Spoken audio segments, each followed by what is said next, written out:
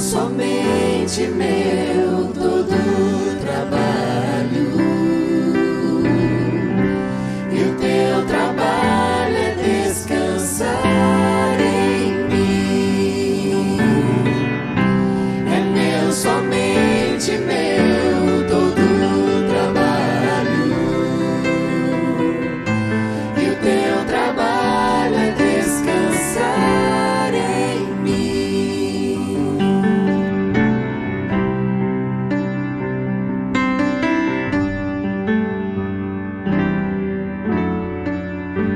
Não temas quando enfim tiveres que tomar decisão.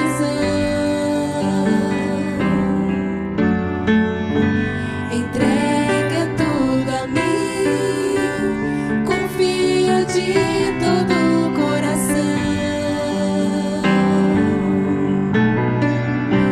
É meu, somente meu todo trabalho, e o teu trabalho é descansar em mim. É meu, somente meu todo trabalho, e o teu trabalho é descansar em mim.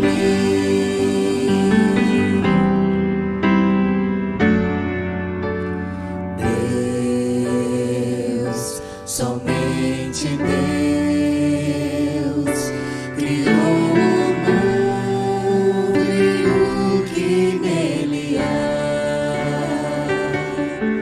O ser que pode respirar existe pra mostrar a glória do Senhor.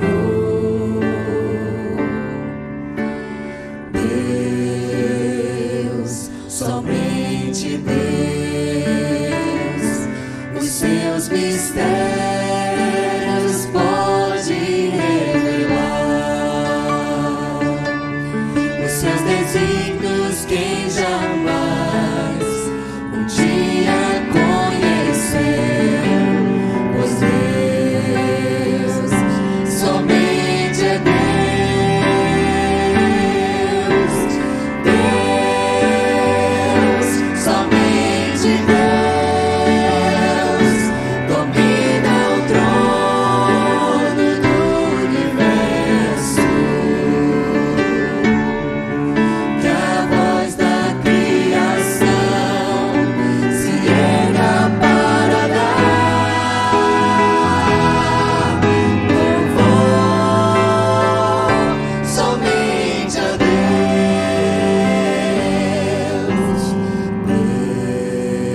Deus, somente Deus, eternamente nós há de inspirar a alegria de adorar, desejo de exaltar a Deus, somente a Deus.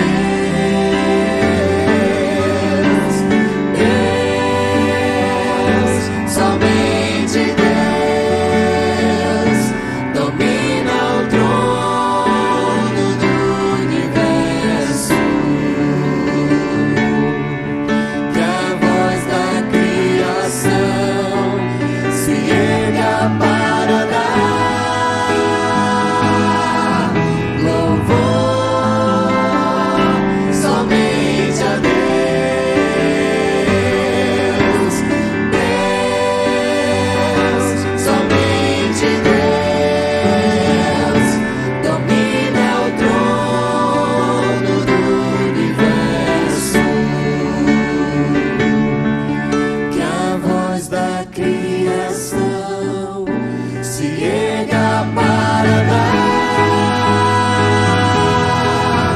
louvor somente a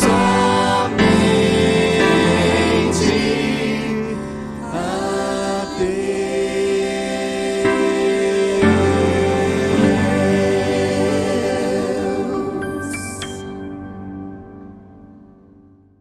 O Senhor Senhor Jesus faz a seguinte afirmação em Lucas, no capítulo 7. A quem muito perdoa, muito ama.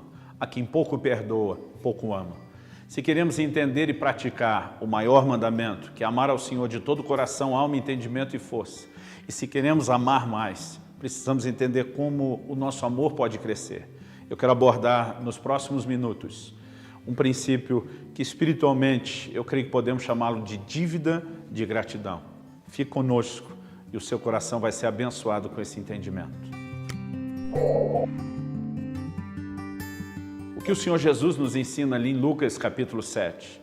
Um episódio onde ele é recebido na casa de um fariseu, um homem muito religioso. Os fariseus eram a seita mais severa em termos de religiosidade, né? Obviamente dentro do judaísmo. Ele é recebido por um fariseu.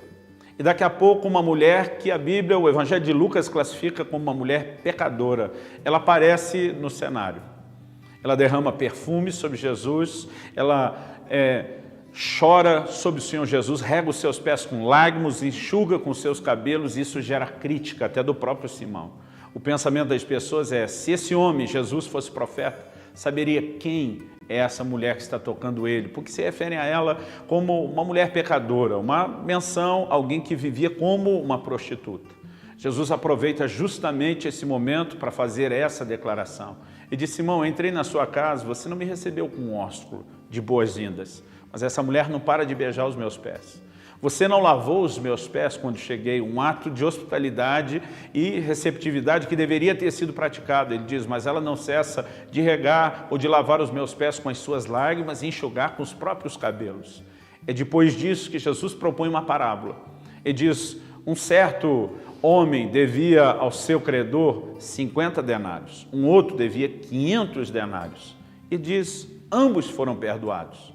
Ele diz, qual dos dois você supõe que vai amar mais? Ele respondeu e disse, suponho que aquele a quem mais foi perdoado. Jesus aproveita e diz exatamente, Simão. Ele diz, no reino espiritual não é diferente. A quem muito perdoa, muito ama. Quem pouco perdoa, pouco ama. Jesus aborda o princípio que eu gosto de chamar de dívida de gratidão. Que é a dívida de gratidão. É aquele momento onde eu e você emocionalmente nos encontramos num lugar onde o constrangimento fala tão alto que nós nos sentimos devedores de uma resposta de gratidão a alguém que fez algo por nós. Em 1993, eu salvei uma pessoa que estava se afogando na praia. Entrei para buscá-lo quando todo mundo gritava e advertia que não, que esperasse o bombeiro. Eu acreditei que não daria tempo de esperá-lo, pedi que chamasse os bombeiros enquanto eu iniciava o procedimento e eu consegui trazer essa pessoa até a metade. Não consegui trazê-lo de volta, o mar puxava muito, mas eu consegui vir nadando com ele até mais ou menos a metade do lugar onde ele estava e o que era necessário para a gente sair. Foi o tempo para que os bombeiros entrassem e tirassem nós dois, porque daquele ponto até a metade onde eu cheguei em diante, eu já não conseguiria nem tirá-lo e talvez nem mais sair sozinho, porque eu estava completamente exausto.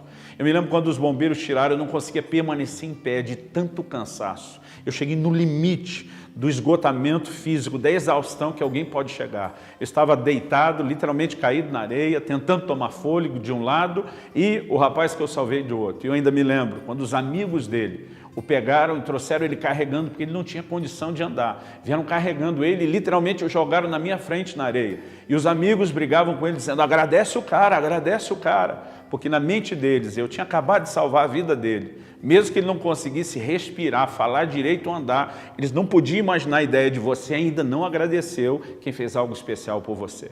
Quando nós falamos do Senhor Jesus, nós precisamos entender que o salvamento que Ele realizou por nós foi muito maior do que esse que eu fiz por essa pessoa. Ele não garantiu apenas que a nossa vida aqui na terra durasse um pouco mais. Ele nos salvou da condenação eterna. Ele nos trouxe salvação eterna. E é importante que eu e você possamos entender o que Paulo diz em 2 Coríntios 5,14, quando ele diz, o amor de Cristo nos constrange. É dívida de gratidão, é disso que ele está falando. Ele diz, julgando nós isso, se um morreu por todos, logo todos morreram. E ele diz, e os que agora vivem não podem mais viver para si, mas para aquele que por eles morreu e ressuscitou. Eu e você precisamos viver nesse lugar de uma consciência tão grande do que Jesus fez por nós, que haja essa resposta contínua, chamada dívida de gratidão, onde a maneira como eu e você decidimos viver, ela é completamente diferente do que a gente viveria antes, porque agora carregamos essa consciência, essa dívida de gratidão. Durante muito tempo, eu não entendia a afirmação de Jesus lá na casa de Simão. A quem pouco perdoa, pouco ama, a quem muito perdoa, muito ama. Porque a primeira coisa que me vinha na mente é que Jesus estava dizendo que aquela mulher, sim, era uma pecadora de uma ficha corrida enorme e que Simão era o cara mais bonzinho que tinha pecado menos. Mas quando você tenta olhar pelo prisma, né, da coerência do todo da mensagem bíblica, isso não faz sentido. Até porque a Bíblia diz que todos pecaram e estão destituídos da glória de Deus. A Bíblia diz que quem tropeça num só ponto da lei, tropeçou em todos. A Bíblia diz que todos nós fomos encerrados debaixo de uma mesma condição de condenação. Na verdade, interpretar que quem foi perdoado de muito mais pecado é quem tem a possibilidade, talvez a única forma de dar uma resposta maior de amor a Deus, me soava até injusto. Porque eu pensava, eu nasci e cresci num lar cristão. Eu tentei andar na luz da palavra de Deus, de tudo aquilo que me foi ensinado desde cedo.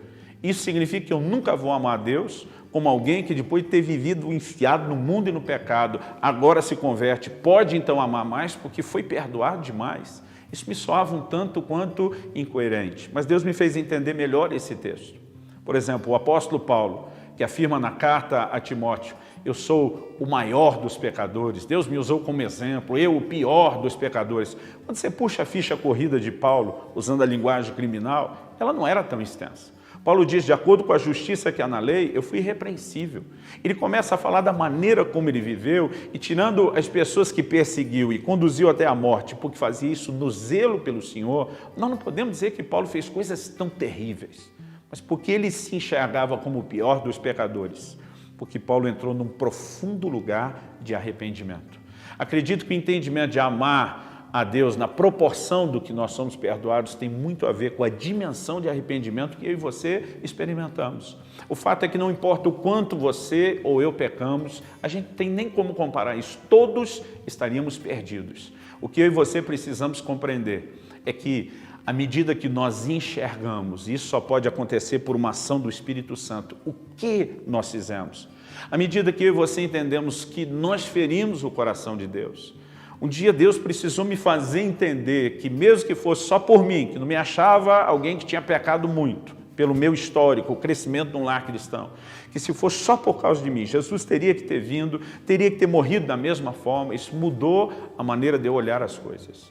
Na verdade, na carta, a uma das igrejas da Ásia, no Apocalipse, quando o Senhor fala com a igreja de Laodiceia, ele diz, eu te aconselho a que de mim compres colírio para que vejas. Deus está dizendo, tem coisas que você não vai enxergar se você não permitir que eu toque em você e abra os seus olhos. E uma das coisas que eu e você precisamos enxergar é a nossa condição de pecado, pela lente do Espírito Santo.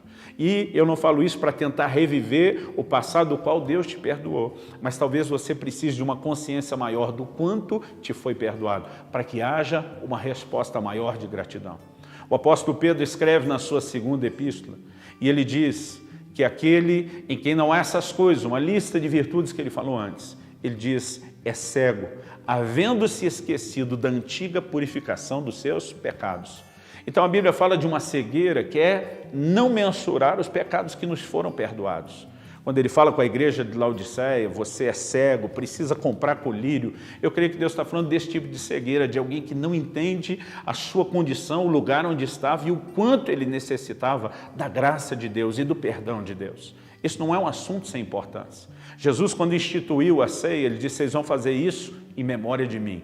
Todas as vezes que vocês beberem do cálice, que vocês comerem do pão, façam em memória de mim. O que Jesus estava dizendo? Eu quero que vocês recordem o quanto custou a salvação de vocês. Por quê? Isso vai manter o seu coração consciente do que eu fiz e vai provocar em você uma dívida, uma resposta de gratidão.